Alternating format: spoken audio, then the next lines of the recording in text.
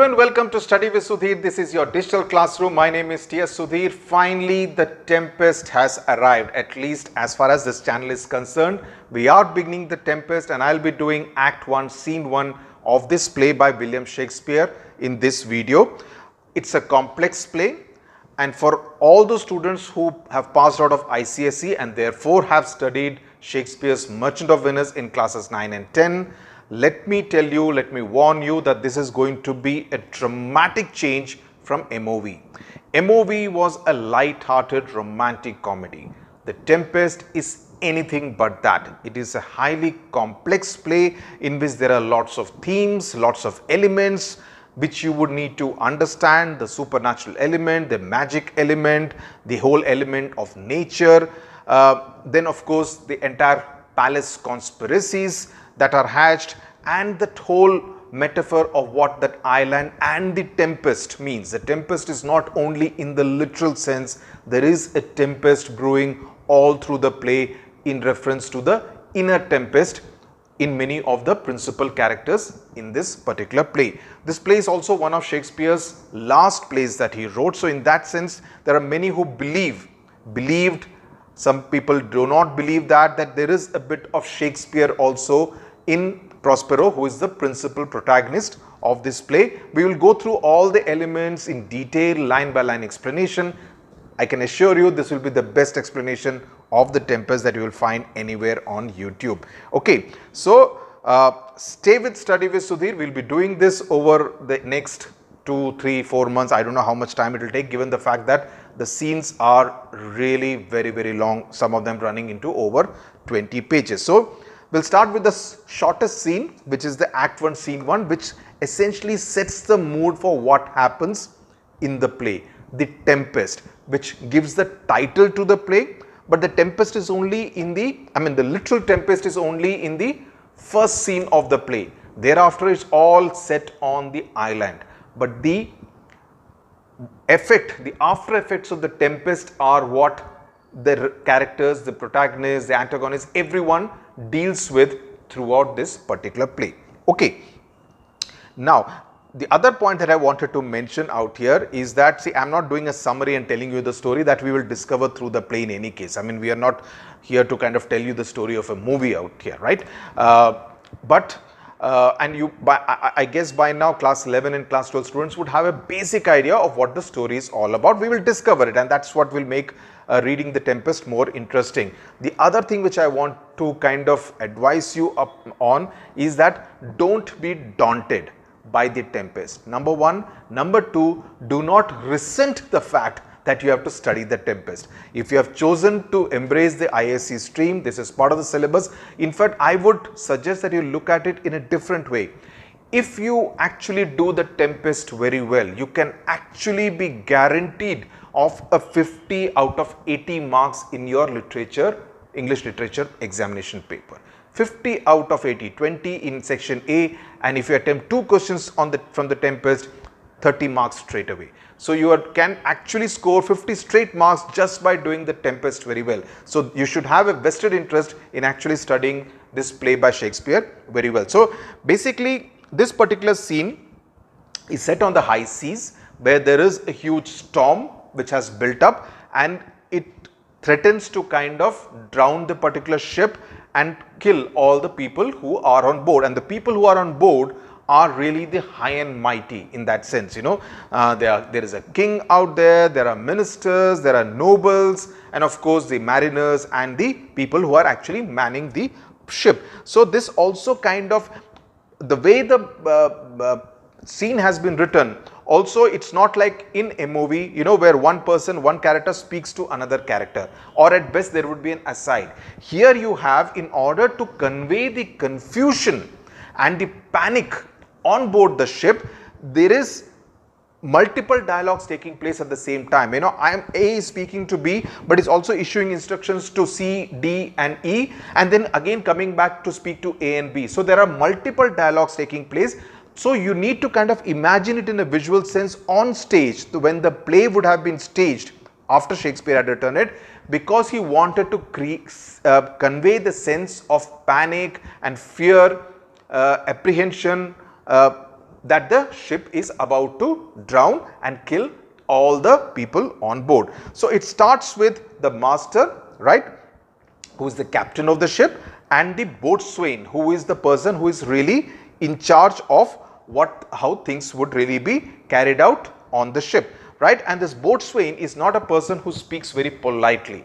Okay, he's used to speaking his mind, he's blunt, and obviously people do not on board the ship do not particularly like him. So the kind of adjectives, phrases that are used for boatswain are also very significant if you get a piece of dialogue from Act 1, Scene 1, right. This scene, even though it's a shortest, why I would consider it significant for and merit a detailed explanation is because it sets the tone, and there are some very interesting hints which have been given, which you can actually link to subsequent events that take place in this play. So the master says, speak to the sailors, go and do it quickly, fall to it yearly, and means quickly, or we run ourselves aground. Bister, bister, bister means look lively. They basically to say that we have a task on our hand, we need to be up to the task and we need to take care and save the ship and the people who are on board.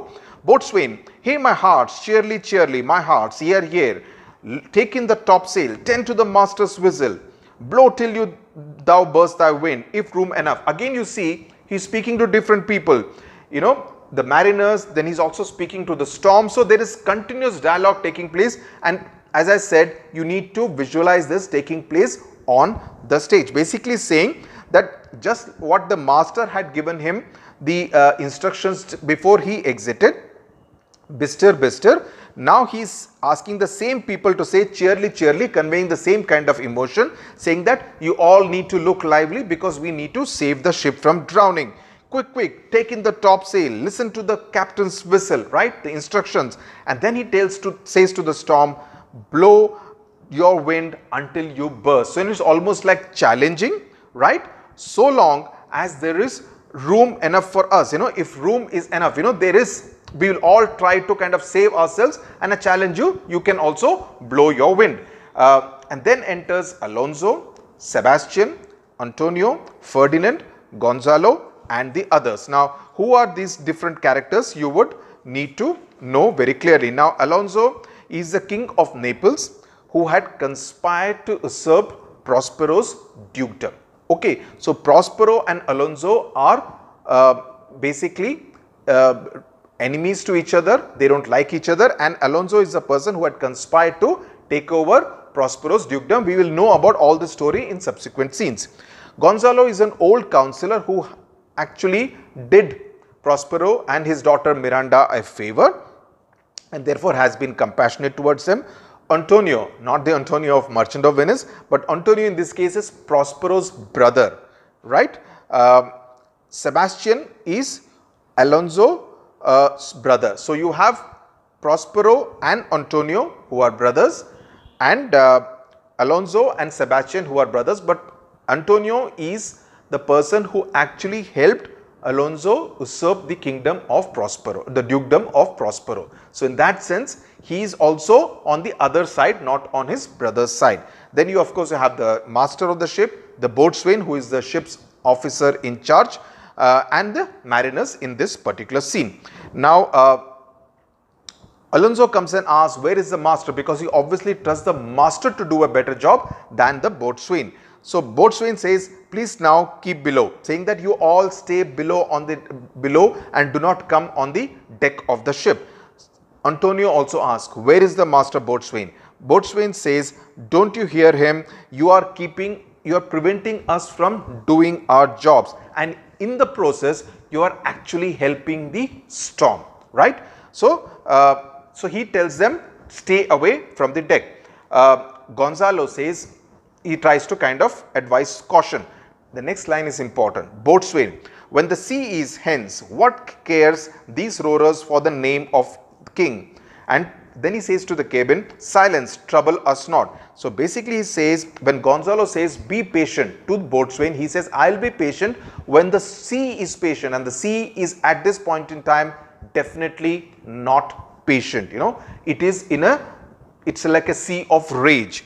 And he says, What do these noisy storms, what cares these roarers for the name of king? Because these people are all the king's men, right? So he says these storms will not care that there is a king on board this particular ship. So he says, go to your cabin and keep silent, right? So what cares these roarers for the name of king is an important sentence to keep in mind.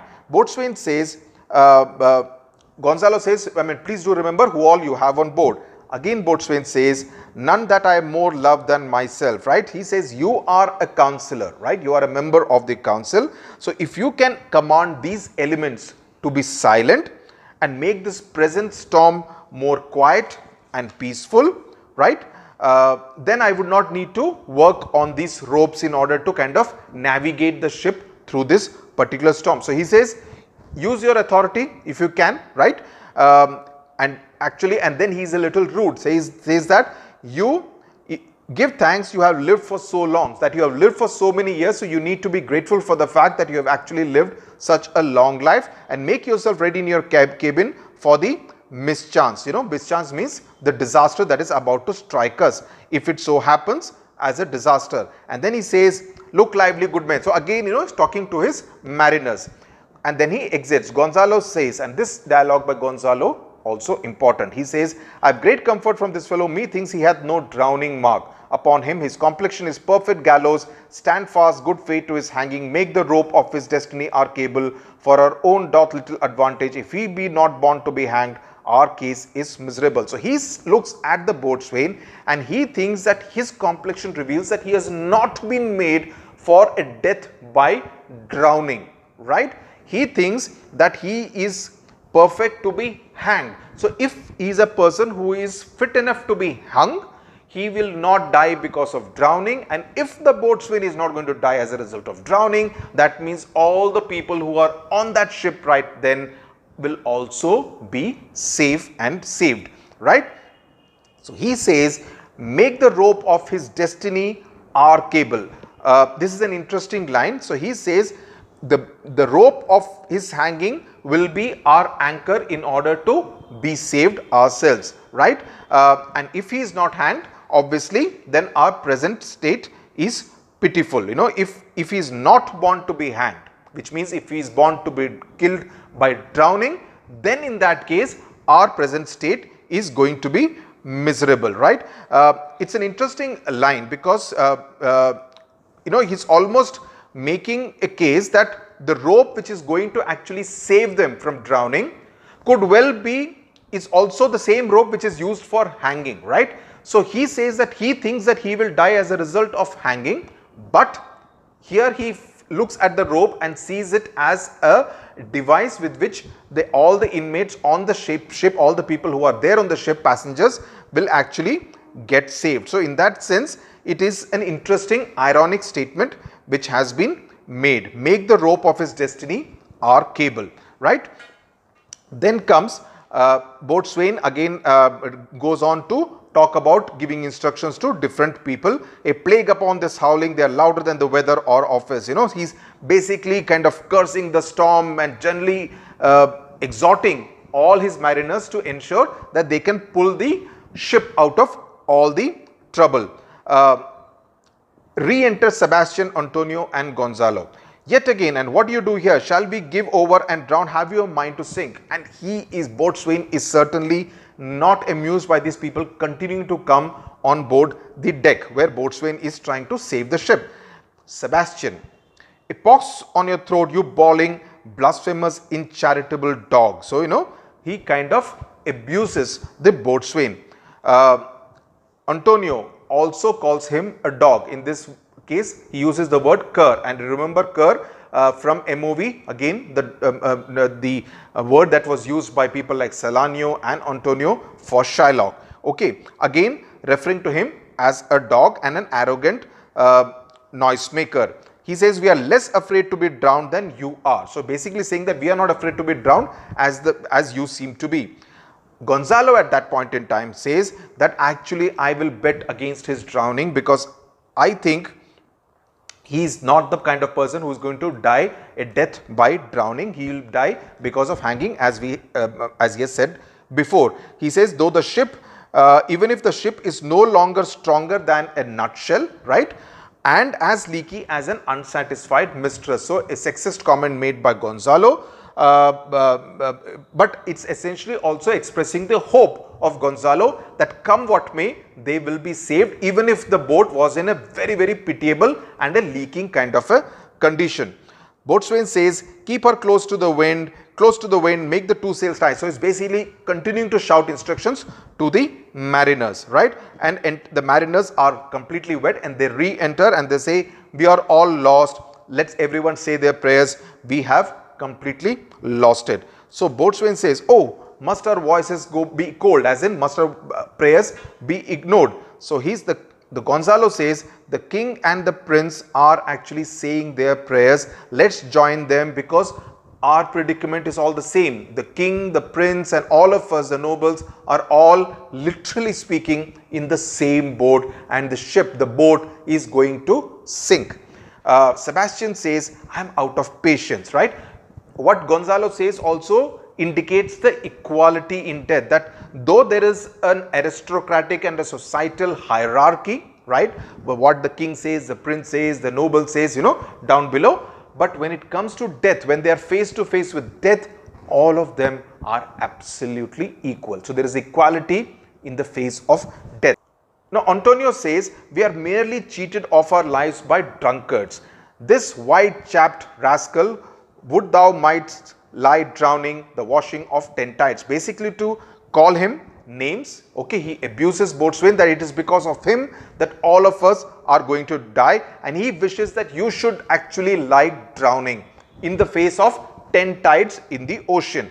But Gonzalo says, no, I think he is going to be hanged, and though every drop of water swear against it and gape at widest to glut him. So, basically he says that even though the circumstances indicate that he will die by drowning, I think he will die as a result of hanging. Then there is again confusion that we are all going to split, we are going to kind of die as a result of the sinking of the ship. Antonio says, let's all sink with the king. Antonio is kind of along with Alonso, says that let's all sink along with the king. Sebastian, what he says now is very significant. He says, let's tell him goodbye.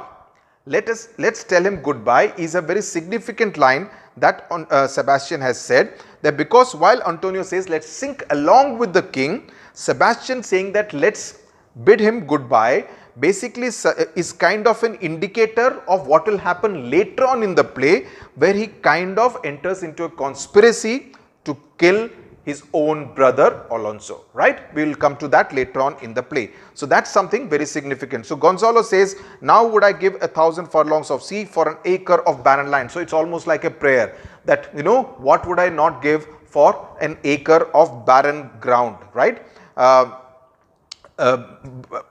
in order to die a dry death. So, that is what happens in the first scene of Act 1 of the Tempest. Now, a few of the themes that you would need to know from talking specifically about this particular scene is that, one, they believe that Boatswain is shirking his duty because the master is not there. They think the master is shirking his duty and he's actually given up the command of the ship to Boatswain, who they think is a bit of a rogue kind of a person, and he is also very rude, and he tells them to stay in their cabin and not come to the deck of the ship, right. The other part is that this whole whatever happens on the ship is also kind of against the kind of system that we find on land, where, as I said, the king and the princes and the nobles runs large, but here everyone is equal in the face of death that they are seeing. The other point that I mentioned about what cares these rowers for the name of the king, that's an important sentence, and you should use these kind of sentences in your answers wherever later also, in order to kind of convey a strong point. So, that is as far as this particular scene is concerned, Act 1 Scene 1. We will continue to do the Tempest in great detail, and I hope you do stay on with Study with Sudhir in order to enjoy, appreciate and understand the play. Do share this video with your classmates and friends whoever you think would gain as a result of these exhaustive explanations. Thank you very much for watching. God bless you.